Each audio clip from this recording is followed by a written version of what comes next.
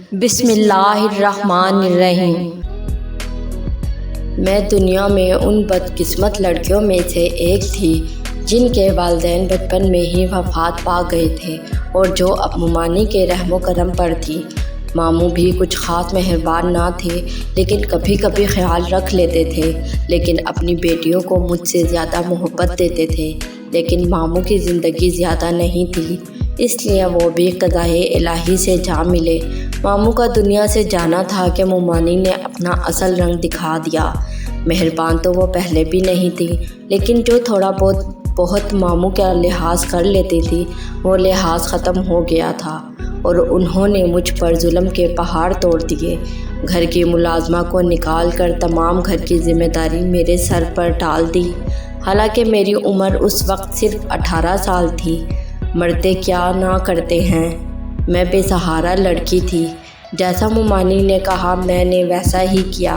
ممانی کا 25 سالہ بیٹا مجھ پر فدا ہو گیا تھا اور ممانی سے یہ بات کہاں برداشت ہوتی کہ جس لڑکی سے وہ بچپن سے نفرت کرتی آ رہی تھی وہی ان کی بہو بن جائے۔ اپنے شاندار بیٹے کے لیے ممانی نے نہ جانے کتنے سپنے سجائے تھے۔ وہ اپنے بیٹے کے لیے کوئی ڈاکٹر بہو لانا چاہتی تھی، کسی اونچے خاندان سے، اور میں تو ایک غریب لڑکی تھی جس کے والدین بھی نہیں تھے اور جس کو جہیز کے نام پر کچھ ملنا بھی نہیں تھا۔ ایک واحد خوبی جو میرے پاس تھی وہ میرا حسن تھا۔ میں انتہائی حسین تھی، میں اتنی زیادہ حسین تھی کہ جب آئینے میں اپنے آپ کو دیکھتی تو حیران ہو جاتی، کیا واقعی یہ میں ہوں؟ یہ میری صورت ہے، یہ میرا چہرہ ہے، یہ میری آنکھیں ہیں، یہ میرے ہونٹ ہیں۔ میں اپنے چہرے پر ہاتھ پھیرتے ہوئے اپنے حسن کو دیکھتی رہتی تھی، لیکن میرا حسن کچن اور گھر کی نظر ہو گیا تھا۔ ممانی کا بیٹا مجید میرے حسن کا دیوانہ ہو گیا تھا۔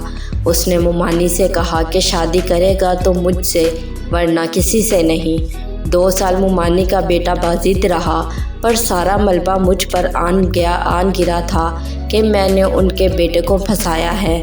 میں ہر وقت ڈری سہمی رہتی تھی، دعا کرتی تھی کہ جلدی میری شادی ہو جائے تو میں اس عذاب سے نکلوں۔ میں ہرگز ممانی کے بیٹے سے شادی نہیں کرنا چاہتی تھی، کیونکہ ممانی کے بیٹے سے شادی کرنے کا مطلب تھا ایک بار پھر سے اس جہنم میں زندگی گزارنا، جو میں بالکل بھی نہیں چاہتی تھی۔ میں اس گھر کو ہمیشہ کے لیے چھوڑ کر جانا چاہتی تھی اور واپس نہیں آنا چاہتی تھی۔ اسی دوران میرے لیے ایک رشتہ آ گیا۔ ممانی نے فوراً ہاں کر دی، چھٹ منگنی پٹ بیاہ ہو گیا۔ ان لوگوں نے جہیز کے نام پر 1 روپیہ بھی نہیں لیا تھا۔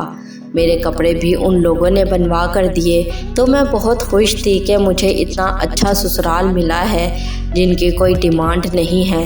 لیکن شادی کی پہلی رات ہی میری ساری خوشی ہوا ہو گئی جب مجھے میرے شوہر کے متعلق ایسی حقیقت کا علم ہوا جسے سن کر میرے سر پر آسمان گرا۔ میں دلہن کے روپ میں سجی سوری بیٹھی تھی اور اپنے شوہر ولید کا انتظار کر رہی تھی۔ ولید اندر داخل ہوتے ہی میرا چہرہ جھکا ہوا تھا۔ وہ میرے قریب آ کر بیٹھ گئے، لیکن مجھے نہ جانے کیوں کسی انہونی کا احساس ہوا۔ انہوں نے مجھے سوال کیا کہ میں دیکھنے میں کیسی ہوں، تو میں نے حیرت سے ان کی طرف دیکھا۔ میں نے کہا آپ خود گھونگھٹ پلٹ کر دیکھ لیں کہ میں کیسی ہوں، تو ان کا قہقہا بلند ہوا۔ مجھے ان کے اس طرح سے زور پر ہنسنے کی بات سمجھ نہیں آئی۔ وہ کیوں ہنس رہے تھے اور کیوں میرا گھونگھٹ پلٹ نہیں رہے تھے؟ میں نے خود ہی اپنا گھونگھٹ پلٹ کر انہیں دیکھا تو وہ سامنے دیکھ رہے تھے، میری طرف دیکھ ہی نہیں رہے تھے، تو میرا دل ڈوب گیا۔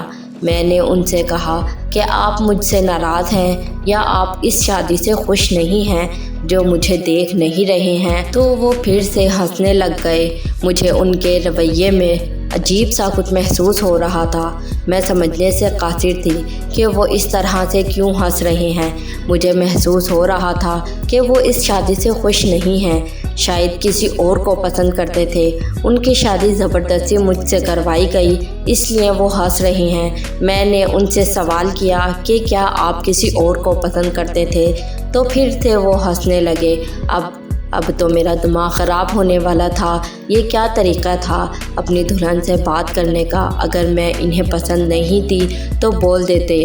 میرا دل تو جیسے کہ کسی گہری کھائی میں جا گرا تھا۔ میری پوری کوشش یہ تھی کہ وہ ایک بار میرا چہرہ دیکھ لیں تو وہ یقیناً اس لڑکی کو بھول جائیں گے جس سے وہ محبت کرتے تھے، یا پھر کوئی بھی بات تھی تو میرا چہرہ دیکھنے کے بعد وہ سب بھول جائیں گے، کیونکہ میں تھی ہی اتنی خوبصورت۔ مگر وہ سامنے ڈریسنگ ٹیبل کی طرف دیکھ رہے تھے۔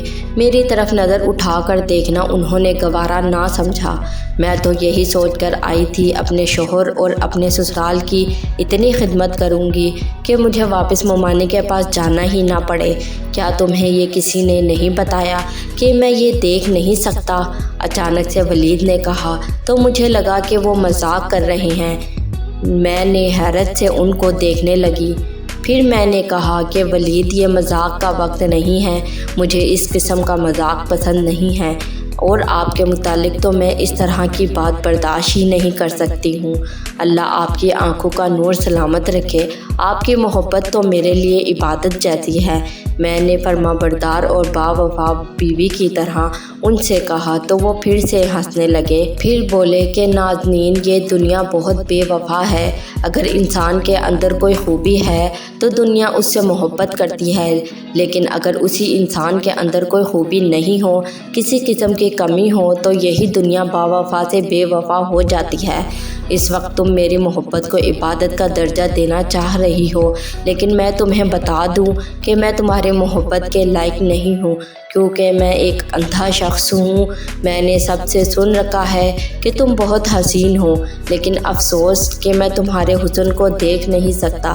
ولید بولتے جا رہے تھے، لیکن مجھے ابھی بھی محسوس ہو رہا تھا کہ وہ مذاق کر رہے ہیں، اور مجھے ان کے اس طرح مذاق کرنے پر غصہ آ رہا تھا۔ لیکن تھوڑی ہی دیر میں مجھے اندازہ ہو گیا تھا کہ یہ مذاق نہیں تھا، یہ ایک بہت ہی تلخ حقیقت تھی، اور میں اب پھٹی آنکھوں سے اپنے شوہر کو دیکھ رہی تھی۔ میرے سپنوں کا محل ایک پل میں زمین بوس ہو گیا تھا۔ میں کیا کچھ سوچ کر یہاں آئی تھی، اور جس انسان کے آسرے پر آئی تھی وہ انسان تو دیکھ ہی نہیں سکتا تھا۔ جو دیکھ ہی نہیں سکتا وہ میرا سہارا کیسے بن سکتا تھا؟ اسے تو خود چلنے کے لیے کسی سہارے کی ضرورت تھی۔ میرے ساتھ دھوکا ہوا تھا، اور بہت بڑا دھوکا ہوا تھا، اور یہ دھوکا میری ممانی اور میرے سسرال نے کیا تھا۔ میرا غصے سے برا حال ہو گیا اور میں ایک دم سے کھڑی ہو گئی۔ آپ لوگوں کو شرم نہیں آئی ایک غریب مسکین یتیم لڑکی کے ساتھ اتنا بڑا دھوکا کرتے ہوئے؟ میں نے غصے سے کہا تو ولید نے کہا کہ تمہاری ممانی کو پتہ تھا کہ میں دیکھ نہیں سکتا ہوں، اور انہوں نے تمہیں نہیں بتایا۔ اس میں ہمارا قصور نہیں ہے۔ تمہارے ساتھ دھوکا میں نے نہیں کیا، تمہاری ممانی نے کیا ہے۔ انہوں نے ہم سے یہ کہا تھا کہ انہوں نے تمہیں بتایا ہے کہ میں دیکھ نہیں سکتا، اور تم راضی ہو۔ ولید نے کہا تو مجھے غصہ آ گیا۔ میں نے کہا میں راضی ہوں؟ کیا میں راضی ہو سکتی ہوں ایک ایسے انسان سے شادی کرنے پر جو دیکھ ہی نہیں سکتا؟ یا خدا، میں کہاں جاؤں؟ میں تو اپنی تمام کشتیاں جلا کر یہاں آئی تھی۔ اب میرے پاس واپس جانے کا کوئی راستہ نہیں ہے۔ میں نے یہی سوچا تھا کہ میں اس جہنم میں دوبارہ نہیں جاؤں گی، اور اب میں کہاں جاؤں؟ میں زور زور سے کہتے ہوئے رونے لگی۔ ولید چپ چاپ اپنے بستر پر آ کر سو گئے۔ انہوں نے مزید مجھ سے کوئی بات نہیں کی۔ وہ جلدی ہی نیند کی آغوش میں چلے گئے، اور میں حیران و پریشان جاگتی رہی۔ رات کے نہ جانے کون سے پہر میری آنکھ لگ گئی، مجھے معلوم نہ ہوا۔ میری آنکھ کھلی تو ولید سو رہے تھے۔ میرے جاگنے کی آواز پر وہ بھی جاگ گئے۔ انہوں نے سہارا تلاش کیا، لیکن میں اتنے غصے میں تھی کہ میں نے انہیں سہارا دینا بھی ضروری نہیں سمجھا کہ مجھ سے پہلے بھی تو اپنے کام کرتے تھے۔ یہ کمرہ ان کا تھا۔ اندازے کے مطابق واش روم چلے گئے، پھر تھوڑی دیر بعد باہر نکلے۔ میں نے ان سے کوئی بات نہیں کی۔ انہوں نے مجھے پکارا، نازنین کیا تم یہاں ہو؟ میں کمرے میں ہی موجود تھی، مگر میں نے ان کی بات کا کوئی جواب نہیں دیا۔ میرا دل اتنا خراب ہو چکا تھا جس کی کوئی حد نہیں تھی۔ میں 20 سال کی خوبصورت لڑکی تھی، اور اس پر یہ ظلم ہوا تھا۔ میری حالت کا اندازہ لگانا دوسروں کے لیے مشکل تھا۔ جوتا پاؤں میں کہاں تکلیف دیتا ہے، یہ جوتا پہننے والا ہی جانتا ہے اور کوئی نہیں۔ مجھے بھی تکلیف ہو رہی تھی اور میری تکلیف صرف میں ہی واقف تھی۔ دن یوں ہی گزرتے گئے، میرا سسرال میں دل نہ لگتا بھی تو کیسے۔ جس کے آسرے میں آئی تھی وہ کسی کام کا نہیں تھا۔ میری ساس نے مجھ سے کہا کہ تمہاری ممانی کو ہم نے ہر حقیقت سے آگاہ کر دیا تھا اور انہوں نے کہا تھا کہ تم راضی ہو۔ انسانی ہمدردی کی خاطر ولید سے شادی کرنا چاہتی تھی۔ مجھے وارث چاہیے تھا، اب تم مجھے وارث دو گی۔ اپنی ساس سے بات کرنے کے بعد مجھے احساس ہو گیا تھا کہ میرے سسرالیوں کی کوئی غلطی نہیں تھی۔ انہوں نے میری ممانی کو اندھیرے میں نہیں رکھا تھا، لیکن میری ممانی نے مجھے اندھیرے میں رکھا۔ تو کیا ضرورت تھی آپ کو اپنے اندھے بیٹے کی شادی کرنے کی؟ میں نے غصے سے اپنی ساس سے کہا تو انہوں نے رونا شروع کر دیا اور کہا کہ میرے بیٹے کو اندھا نہ کہو۔ مجھے بھی غصہ آ گیا۔ میں نے کہا اندھے کو اندھا نہ کہوں تو اور کیا کہوں؟ میں ایسی پتھر دل اور بے حس لڑکی ہرگز نہیں تھی، لیکن حالات و واقعات نے مجھے پتھر دل اور بے حس بنا دیا تھا۔ پہلے تو ممانی کے رویے نے مجھے پتھر بنا دیا اور اب شادی کے بعد ملنے والے اس دھوکے نے مجھے بے حس بنا دیا تھا۔ دوسروں کے جذبات اور احساسات کی مجھے کوئی فکر نہیں تھی۔ میرے جذبات چکنا چور ہو گئے تھے، میں برے طریقے سے ٹوٹ گئی تھی اور میری سمجھ میں نہیں آ رہا تھا کہ میں کیا کروں۔ پھر بھی میں نے بہت کوشش کی دل لگانے کی، لیکن میرا دل نہیں لگتا۔ میں چاہتی تھی کہ میرے حسن کو سراہا جائے، میری تعریف کی جائے، میرا حق مجھے ملے۔ اب میں ہر وقت روتی رہتی تھی۔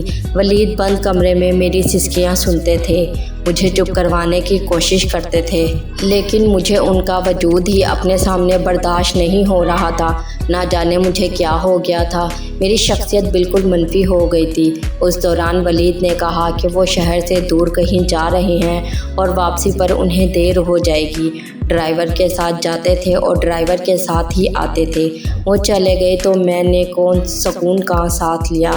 میں کام وغیرہ بھی کچھ نہیں کر رہی تھی، غصے کے مارے سارا کام نوکرانی کرتی تھی۔ یہاں پر ہر سہولت نہیں تھی، خوشی تو بس میرے دل کی۔ آدھی رات کو پیاس کی شدت سے میری آنکھ کھلی۔ میں اٹھ کر کچن میں آئی اور پانی پینے لگی کہ اچانک سے پیچھے سے کسی نے میرے منہ پر ہاتھ رکھ دیا تاکہ میں چیخ نہ سکوں۔ تم بہت خوبصورت ہو، میں نے جب سے تمہارے حسن کو دیکھا ہے تب سے تمہارا دیوانہ ہو گیا ہوں۔ آج تمہارا شوہر گھر پر نہیں ہے، حالانکہ وہ دیکھ نہیں سکتا، لیکن پھر بھی میں اس کی غیر موجودگی میں آنا چاہتا تھا تاکہ تم سے کھل کر اپنی محبت کا اظہار کر سکوں۔ میں تمہیں بتا دوں کہ میں تمہارے پڑوس میں رہتا ہوں اور روزانہ اپنے کھڑکی سے تمہیں بالکونی میں کھڑا دیکھتا ہوں۔ مجھے بہت افسوس ہے کہ تم جیسی حسین لڑکی کی شادی ایک ایسے انسان سے ہو گئی جو تمہارا حسن دیکھ نہیں سکتا۔ وہ میرے کان کے قریب سرگوشی کے انداز میں بولتا جا رہا تھا۔ میں نے آنکھیں گھما کر دیکھا تو اس نے نقاب پہنا ہوا تھا، اس کی آنکھیں نمایاں تھیں۔ میں قسمت اور حالات کی ماری ہوئی لڑکی تھی اور جب کسی اور کے منہ سے اپنے لیے تعریف سنی تو مجھے اچھا لگا، بجائے اس کے کہ میں اس کی باتوں پر غصہ کرتی۔ مجھے اس کی باتیں بہت اچھی لگی اور میں ایسی باتوں کو سننا چاہتی تھی جو میرے حسن کو سراہے۔ میں نے اس سے اشاروں میں کہا کہ مجھے بولنے دو تو اس نے میرے منہ سے ہاتھ ہٹا لیا۔ میں نے پوچھا کہ تم کون ہو تو اس نے بتایا کہ میں تم سے محبت کرتا ہوں، روزانہ تمہیں دیکھتا ہوں۔ میں نے اس سے کہا یہاں سے چلے جاؤ، میرے شوہر آ جائیں گے۔ تو اس نے کہا کہ مجھے تمہاری شوہر کی خبر ہے، وہ کل صبح ہی آئے گا۔ لیکن پھر بھی مجھے اپنی ساس کا خوف تھا۔ اس رات تو میں نے اسے بھگا دیا، لیکن اب جب بھی ولید کام سے کہیں باہر جاتے تھے تو وہ نقاب پوش آ جاتا تھا۔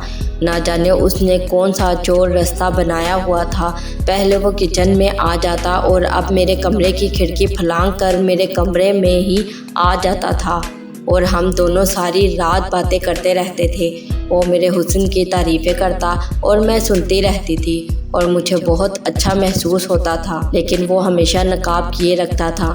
میں نے اس سے کئی بار کہا کہ نقاب ہٹا کر مجھے اپنا چہرہ دکھائے، لیکن اس نے کہا کہ وقت آنے پر دکھاؤں گا۔ اس کی آنکھیں بہت حسین تھیں۔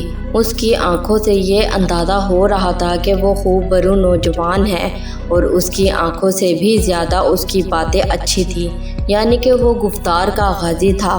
مجھے اس کی محبت بھری باتوں کی عادت ہو گئی تھی۔ وہ سارا دن فون کر کے مجھ سے محبت بھری باتیں کرتا تھا۔ میری زندگی میں جس چیز کی کمی تھی وہ مجھے مل رہی تھی، لیکن ایک نام محرم سے، اور میرا محرم تھا وہ تو میری تعریف کرنے سے قاصر تھا۔ کافی عرصے تک یہ سلسلہ چلتا رہا، اور وہ ولید کی غیر موجودگی میں آتا رہا اور ہم باتیں کرتے، لیکن کبھی بھی اس نے غلط حرکت نہیں کی تھی۔ میری عقل پر شیطان نے پردہ ڈال لیا تھا۔ مجھے یہ بھی خوف نہیں تھا کہ کوئی اجنبی شخص میرے کمرے تک آ جاتا ہے، وہ کچھ بھی غلط کر سکتا ہے۔ کسی اجنبی پر اعتبار کرنا کس قدر سخت تھا۔ میرا شوہر تو صرف آنکھوں سے اندھا تھا، لیکن میرا تو دل اندھا ہو چکا تھا۔ میری روح سب کچھ اندھی ہو چکی تھی۔ میں کیا کر رہی ہوں مجھے نظر نہیں آ رہا تھا۔ میں کتنا غلط کر رہی تھی مجھے احساس نہیں تھا، لیکن میں یہ سب کیوں کر رہی تھی میں نے کبھی خود سے سوال نہیں کیا۔ ایک رات ہم باتیں کر رہے تھے کہ ولید کی کال آئی کہ وہ مجھ پہنچنے والا ہے، تو میں حیران ہو گئی کہ وہ اچانک سے کیسے آ گیا۔ میں نے اس سے کہا کہ وہ کہیں چھپ جائے، کیونکہ ولید کی گاڑی کی آواز سنائی دی اور وہ اندر داخل ہو چکا تھا۔ اس نے کہا کہ مجھے چھپنے کی کیا ضرورت ہے، تمہارا شوہر تو دیکھ ہی نہیں سکتا۔ یہ سوچ کر مجھے بھی ہنسی آ گئی۔